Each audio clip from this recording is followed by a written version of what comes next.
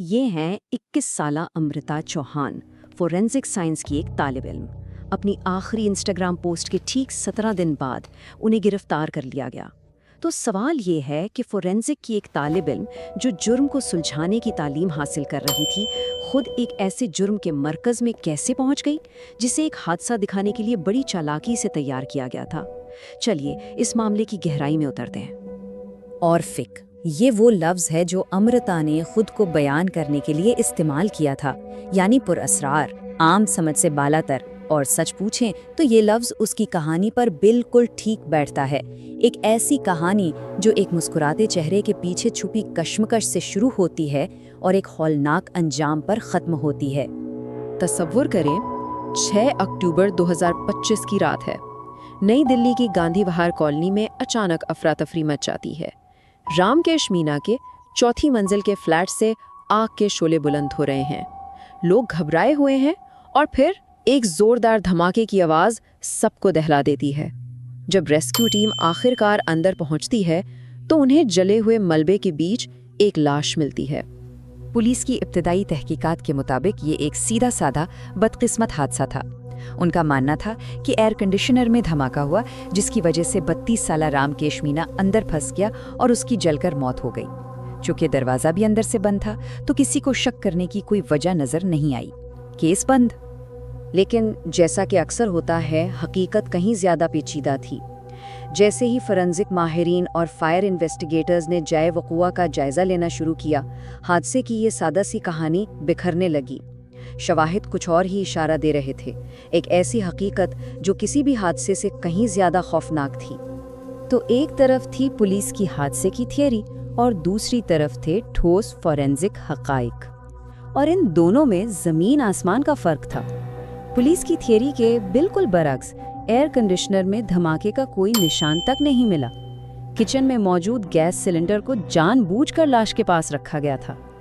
और सबसे अहम बात, आग लगने का अंदाज साफ बता रहा था कि ये हादसाती तौर पर नहीं फैली, बल्कि किसी एक जगह पर जानबूझकर लगाई गई थी।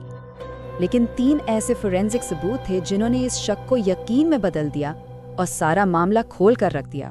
पोस्टमार्टम रिपोर्ट के मुताबिक जो शख्स आग में जलकर मरता है उसके फेफड़ों में धुआं जाता है। रामकेश के फेफड़ों में धुएं का एक जर्रा तक नहीं था। उसके खून में कार्बन मोनोऑक्साइड भी नहीं थी जो जलने के दौरान पैदा होती है। मतलब बिल्कुल साफ था, रामकेश की मौत आग लगने से बहुत पहले हो चुकी थी। अब जब ये कत्ल साबित हो गया तो सवाल ये था कि कातिल कौन था। पुलिस ने जवाब तलाश करने के लिए इलाके की सीसीटीवी फुटेज खंगालना शुरू कर दी और जो कुछ उन्होंने देखा उसने केस को एक बिल्कुल नई सिमत दे दी। फुटेज ने इस रात की कहानी को लम्हा ब लम्हा कैद कर लिया था। रात 12:15 पर एक औरत बैग लटकाए इमारत में दाखिल हुई।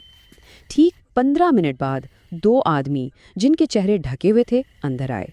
फिर तकरीबन 2 घंटे की खामोशी। रात 2:15 बजे पहला आदमी निकला और फिर 2:45 बजे दूसरा आदमी और वो औरत एक साथ बाहर निकले। ठीक 21 मिनट बाद फायर ब्रिगेड को आग की तला मिली। टेक्निकल तज्ज़िये और फ़ोन ट्रैकिंग के ज़रिए पुलिस ने आखिरकार इस औरत की शनाख्त कर ली। वो कोई और नहीं बल्कि अमृता चौहान थी। 18 अक्टूबर 2025 को उसे मुरादाबाद से गिरफ्तार कर लिया गया। गिरफ्तारी के बाद जब अमृता से पूछगछ हुई तो उसने रामकेश के साथ अपने ताल्लुकात की एक पेचीदा कहानी बयान करना शुरू की। ये मोहब्बत, धोखे और ख़तरनाक ब्लैकमेलिंग की कहानी थी। तो कहानी कुछ यूँ थी कि अमृता रामकेश के साथ लिव इन रिलेशनशिप में थी, लेकिन फिर उसने अपने शादीशुदा साबिक बॉयफ्रेंड समत कश्यप से दोबारा राब्ता किया और उसके पास वापस जाने का फैसला किया।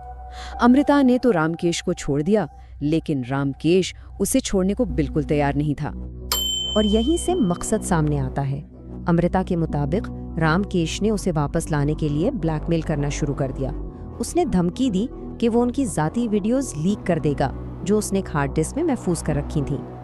यहाँ कहानी एक खौफनाक मोड़ लेती है। अमृता ने जिस इल्म को जुर्म सुलझाने के लिए हासिल किया था, उसी को एक कामिल जुर्म करने के लिए इस्तेमाल करने का फैसला किया। उसने अपने फोरेंसिक नॉलेज को एक हथियार के तौर पर इस्तेमाल किया। ये मंसूबा इंतहाई सर्द मेहरी और बारीक बीनी से बनाया गया था। अमृता ने रामकेश को एक खेल के बहाने बांधा फिर समत और उसके दोस्त संदीप अंदर आए और उसका गला घोंटकर उसे मार डाला। इसके बाद उन्होंने तकरीबन 1.5 घंटे तक उस हार्ड डिस्क को तलाश किया और फिर जाए बोकोआ को एक हादसे की शक्ल देने की तैयारी की। और इस सब का मकसद सिर्फ एक था, कत्ल को एक हादसा दिखाया जाए ताकि पुलिस मौत को इत्तेफाकी समझे और पोस्टमार्टम की जरूरत ही न पड़े। अमृता जानती थी कि अगर पोस्टमार्टम ना हुआ तो गला घोंटकर कत्ल करने का राज हमेशा के लिए दफन हो जाएगा। अमृता, समित और संदीप की गिरफ्तारी के बाद पुलिस को लगा कि केस हल हो गया है, लेकिन जब उन्होंने बरामदशुदा सबूतों की जांच की तो एक चौंका देने वाला इंकिशाफ सामने आया जिसने इस केस की पूरी तस्वीर ही बदल कर रख दी। जी हाँ, पुलिस ने वो हार्ड डिस्क बरामद कर ली थी जिसकी वजह से ये सारा खूनी खेल खेला गया। ये वही सबूत था जिसे अमृता और उसके साथी तलाश करने और हमेशा के लिए तबाह करने के लिए गए थे। जब तफ्तीशकारों ने इस हार्ड डिस्क की जांच की तो उन्हें इसमें सिर्फ अमृता की वीडियोस नहीं मिले, इसमें मजीद 15 मजीद खवातीन की जाती वीडियोस मौजूद थीं। इस एक सबूत ने केस की पूरी तस्वीर बदल दी। रामकेश सिर्फ एक मकतूल नहीं था, वो एक मुनज़्ज़म शिकारी था जो खवातीन को अपने जाल में फंसाकर उनकी वीडियोस को ट्रॉफी की तरह जमा करता था। वो ब्रेकअप का कोई मासूम शिकार नहीं था, बल्कि एक फ़ाल जोड़ तोड़ करने वाला शख्स था जो अपने फ़ायदे के लिए दूसरों को इस्तेमाल कर रहा था। ये केस हमें एक बहुत मुश्किल सवाल के साथ छोड़ जाता है। इस कहानी में जहाँ कोई भी किरदार बेकसूर नहीं है, हम किसे शिकार कहें और किसे शिकारी, ये एक ऐसा सवाल है जो इस पेचीदा मामले की अखलाकी गहराइयों पर सोचने पर मजबूर करता है।